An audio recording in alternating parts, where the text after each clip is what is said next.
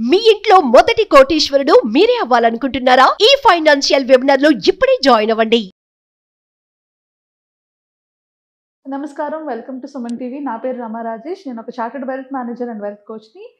ఈరోజు మనం new fund offer గురించి తెలుసుకుందాం. మార్కెట్లోకి ఐపీఓస్ అన్ని చాలా వస్తుంటాయి. అంటే ఏదైనా కొత్త కంపెనీ మార్కెట్లోకి వచ్చినప్పుడు ఐపీఓ ద్వారా లాంచ్ చేస్తారు.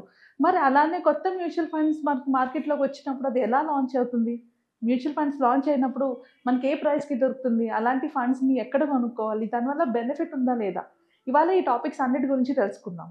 So first of all, new fund offer అంటే ఎన్ఎఫ్ఓ అంటారు. మ్యూచువల్ ఫండ్స్ ఏదైనా కొత్తగా మనకి లాంచ్ అవ్వడానికి వచ్చే ముందు దాన్ని ఎన్ఎఫ్ఓస్ అంటారనమాట. ఎన్ఎఫ్ఓ ద్వారా లాంచ్ అవుతుంది. ఒక కంపెనీ స్టాక్ మార్కెట్లో లిస్ట్ చేసుకోవాలంటే ఐపీఓ ద్వారా ఎలాగైతే లిస్ట్ చేసుకుంటుందో, సిమిలర్లీ మ్యూచువల్ ఫండ్స్ కూడా ఎన్ఎఫ్ఓ ద్వారా మార్కెట్లోకి వస్తారనమాట.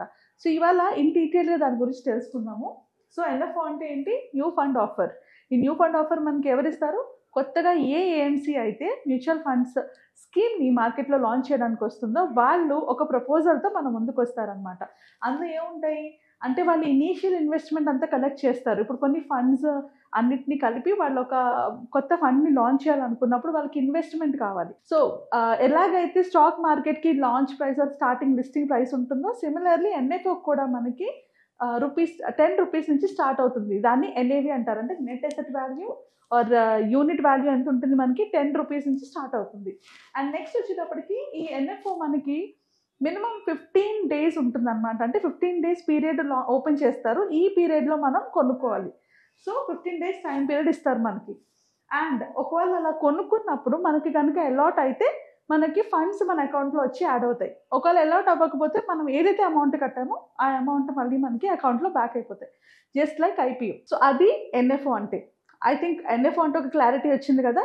ఎలా అయితే మనం ఐపీఓలోని ఒక ఫండ్ని, అంటే ఒక మార్కెట్లోని లిస్ట్ అయిన ఐపీఓ ద్వారా ఒక కంపెనీ మీద ఇన్వెస్ట్ చేస్తాము, సిమిలర్లీ ఎన్ఎఫ్ఓకి వచ్చేటప్పటికి ఏదైనా మ్యూచువల్ ఫండ్ కంపెనీ కొత్త ఫండ్ని లాంచ్ చేసినప్పుడు ఎన్ఎఫ్ఓ ద్వారా మనకి అమ్ముతుంది. బట్ మనం దీని గురించి ఇంకా డీటెయిల్గా తెలుసుకోవాలంటే అసలు ఎన్ని టైప్స్ ఆఫ్ మ్యూచువల్ ఫండ్స్ ఉన్నాయనేది మనం అర్థం చేసుకోవాలి. సో ఫస్ట్ మ్యూచువల్ ఫండ్స్కి వచ్చేటప్పటికి మనకి 2 types ఉన్నాయి. అంటే open ended funds and closed end funds అనమాట. ఓపెన్ ఎండెడ్ ఫండ్స్ అంటే ఏంటి? ఇది at any point of time మనం మ్యూచువల్ ఫండ్స్లో ఇన్వెస్ట్ చేసుకోవచ్చు.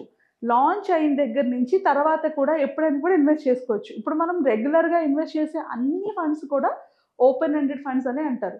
అలానే క్లోజ్ ఎండ్ ఫండ్ అంటారు. అంటే ఏంటి? ఇది ఒక్కసారి లాంచ్ చేస్తారు. లాంచ్ చేసినప్పుడే అమౌంట్ని కలెక్ట్ చేసుకుంటారు.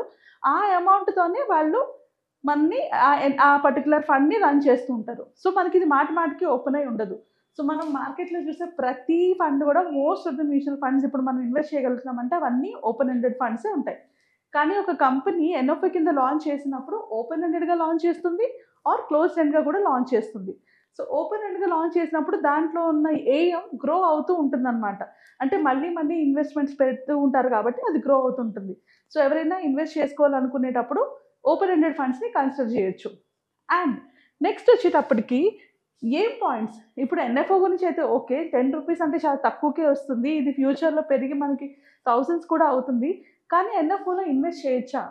చేయాలంటే ఎలాంటి పాయింట్స్ని మనం మైండ్లో పెట్టుకోవాలి? దీని గురించి ఇప్పుడు తెలుసుకుందాం.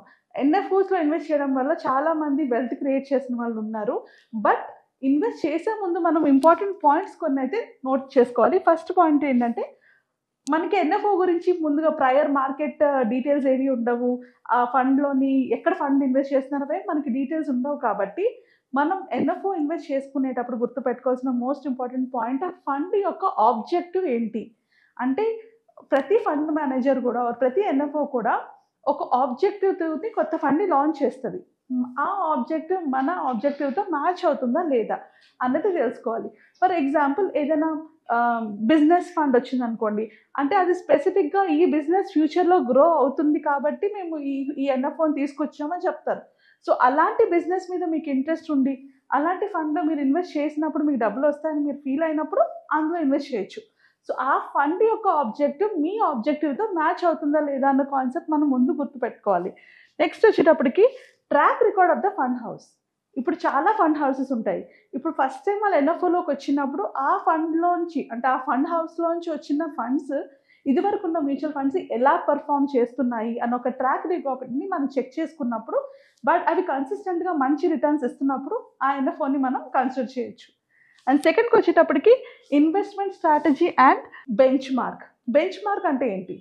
ఏదైనా ఒక మ్యూచువల్ ఫండ్లోని ఇన్వెస్ట్ చేసేటప్పుడు ఆ మ్యూచువల్ ఫండ్ మేనేజర్కి ఒక బెంచ్ మార్క్ ద్వారా మేనేజ్ చేస్తారు. ఇప్పుడు ఫర్ ఎగ్జాంపుల్ ఈక్విటీ ఫండ్స్ అంటే ఈక్విటీ ఇండెక్స్ ఫండ్ని బెంచ్ మార్క్ కింద తీసుకొని ఆ ఫండ్ ఎంత పర్ఫామ్ చేస్తుందో దానికన్నా ఎక్కువ రిటర్న్స్ ఇచ్చేలాగా ఫండ్ మేనేజర్ టార్గెట్ చేసుకొని మనకి రిటర్న్స్ జనరేట్ చేస్తూ ఉంటారు. సో ఆ బెంచ్ మార్క్ ఏంటి? ఇప్పుడు వాళ్ళు ఇన్వెస్ట్ చేస్తున్న ఆ పర్టికులర్ ఎన్ఎఫ్ఓలోని ఉన్న బెంచ్ మార్క్ ఏంటి? ఆ బెంచ్ మార్క్తో మీకు ఓకేనంటే, ఇప్పుడు ఫర్ ఎగ్జాంపుల్ మనం స్మాల్ క్యాప్ ఫండ్లోని బెంచ్ మార్క్ కొంచెం హై ఉంటుంది, లార్జ్ క్యాప్ ఫండ్కి వచ్చినప్పటికి బెంచ్ మార్క్ కొంచెం లో ఉంటుంది. ఎందుకంటే రిస్క్ బట్టి. సో ఆ పర్టికులర్ ఫండ్, కొన్ని ఫండ్స్ కేవలం రిటైర్మెంట్ కోసం లాంగ్ టర్మ్ కోసం ప్లాన్ చేస్తారు, కొన్ని ఫండ్స్ షార్టర్ రిటర్న్స్ కోసం ప్లాన్ చేస్తారు, కొన్ని ఫండ్స్ రిస్క్ని తగ్గించడానికి ప్లాన్ చేస్తారు. ఏ ఫండ్లో పెడుతున్నామో దాన్ని బట్టి ఆ రిస్క్ క్యాపబిలిటీ మారిపోతుంది. అలాగే ఆ రిస్క్ క్యాపబిలిటీ బట్టి బెంచ్ మార్క్ కూడా మారిపోతుంది. సో ఈ బెంచ్ మార్క్ని మనం క్లియర్గా అర్థం చేసుకుంటే ఈ ఫండ్లో నేను ఇన్వెస్ట్ చేయొచ్చా లేదా అన్నది ఒక క్లారిటీ వస్తుంది.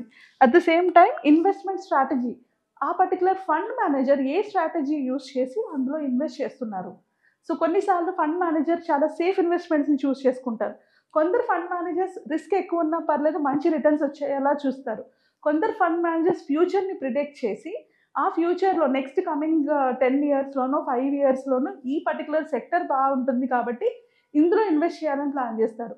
సో వాళ్ళ ఇన్వెస్ట్మెంట్ స్ట్రాటజీ ఏంటి అన్నది మనం అర్థం చేసుకొని అందులో ఇన్వెస్ట్ చేసుకోవాలి. నెక్స్ట్ వచ్చేటప్పటికి track record of fund manager.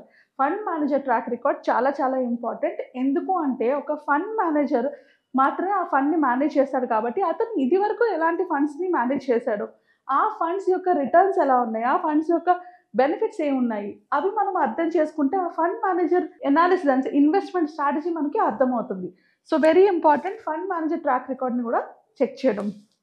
Next compare the expense ratio. Expense ratio అంటే ఏంటి? ఒక మ్యూచువల్ ఫండ్ని రన్ చేయాలంటే కొన్ని ఎక్స్పెన్సెస్ ఇన్కర్ అవుతాయి. So most of the new ఫండ్స్కి ఎక్స్పెన్స్ రేషియోస్ ఉంటాయి.